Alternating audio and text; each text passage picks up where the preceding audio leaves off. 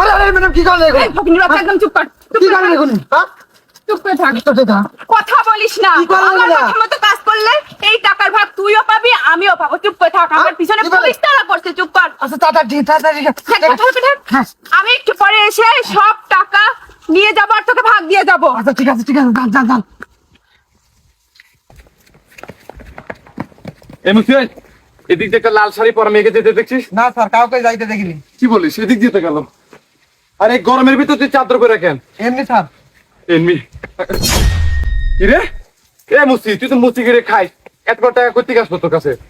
দাঁড়া, তোর বিষয়টা পরে দেখতেছি, আগে ছোট টাকা ধরে আসি।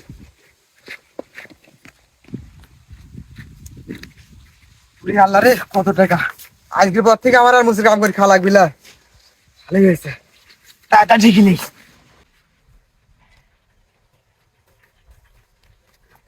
রে ভাই, কি হয়েছে? আপনাকে ওই মেয়ে টাকা দিল কি জন্য? ওই টাকা দিচ্ছে। আরে ভাই টাকা দিল, তারপরে ওই যে এত বড় কি জানি দিল দেখলাম। এতে জান তো আপনি জানেন কিন্তু জান। আরে ভাই যাবো মানে দেখি কি দিল। হ্যাঁ ভাই জান। আরে ল্যাপটপ, আরে এতগুলো টাকা! এ ভাই সমস্যা কি বলেন তো, কি হয়েছে? আমি কিছু জানি না। কিছু জানেন না? তাহলে যে এগুলো রাখলেন কি জন্য? আমার কাছে দিয়ে গেছে, আমি কিছু জানি না। আপনি জানেন না? না আমি কি জানি, সত্যি জানি না। আচ্ছা মেয়ে এটা কোথায় গেল? মেয়েটা এই দিকে আছে। আচ্ছা ঠিক আছে, আমি এটাকে দেখতেছি, আর আপনি কোথাও যাবেন না, এখানেই থাকবেন। আচ্ছা ঠিক আছে জান। এ দাঁড়া দাঁড়া, কি নিজেকে তুই কি ভাবছিস? অনেক শিয়ানা না? শোন, তোরে 10 দিন গৃহস্থ কিন্তু একদিন টাকা ল্যাপটপ গুলো বাইর কর। আরে স্যার আপনি এগুলো কি বলছেন? টাকা ল্যাপটপ মানে কি? আমি নিজের চোখে দেখছি তোর কাছে ছিল, আমি তো সার্চ করতে বাধ্য হবো।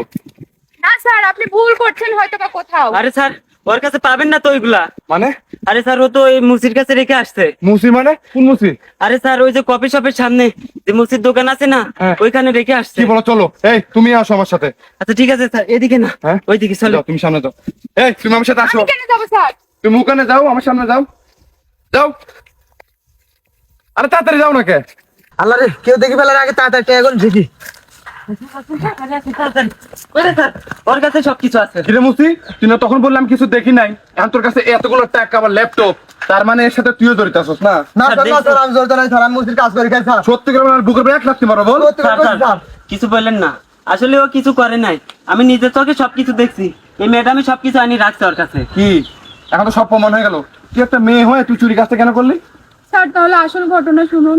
হ্যাঁ ভাইয়া, আমি এই যে মাত্র ব্যাংকে থেকে টাকা উঠাইলাম। হ্যাঁ রাস্তার পাশে আছে, আপনি আসেন। আচ্ছা আচ্ছা ঠিক আছে, আমি আসতেছি। আচ্ছা আচ্ছা। কিরে আমার ব্যাগ, আমার ল্যাপটপ, টাকা, আরে কই গেল? আচ্ছা ঠিক আছে, এদিকে যাই তো। ও আচ্ছা, সবই বুঝলাম। তাই বলে তুমি চুরি করবা এমন একটা জঘন্য কাজ? তুমি চাইলে তুমি মানুষের থেকে টাকা ধার নিতে পারতা, একটা মানুষের কাছে সাহায্য চাইতে পারতা। স্যার কিছু মনে করেন না, একটা কথা বলি। আপনি যেগুলো বললেন না, এগুলো আসলে বাস্তবের সাথে মিলে না। এই সমাজের লোক অনেক খারাপ। আপনি একটা বিপদে পড়বেন, কেউ সাহায্য করবে না, হাসাহাসি করবে। টাকা চাইবেন, কেউ দিবে না। আসলে স্যার নিজেরটা নিজেরই করতে হয়। তুমি আমার আইন শিখাও, এগুলো আইনের চোখে সব অপরাধ, তুমি বুঝো কিছু? আর এ মুসি, তুই চাইলে কিন্তু আমাকে হেল্প করতে পারতি, তুই হেল্প না করে তুই কি করলি? আমি বুঝতে পারি না স্যার, আমার ভুল হয়ে গেছে, আমার ক্ষমা করতেন স্যার। এখন ক্ষমা করে দিব না? শোন, আইনের চোখে ফাঁকি দেওয়া একদম অসম্ভব। আরে তোমার আমার কত টাকা লাগবে অপারেশন করতে? স্যার 1 লক্ষ টাকা লাগবে। স্যার আপনি আমাকে ক্ষমা করে দেন, আমার ভুল হয়ে গিয়েছে। আচ্ছা বুঝতে পারছি, তোমার আমার টাকা আমি ব্যবস্থা করতেছি। আর যার টাকা যার ল্যাপটপ তাকে দেওয়া লাগবে। ভাই টাকাগুলো একটু গুছাও তো। আচ্ছা ঠিক আছে স্যার। তার মধ্যে ছিল টাকা। এই যে,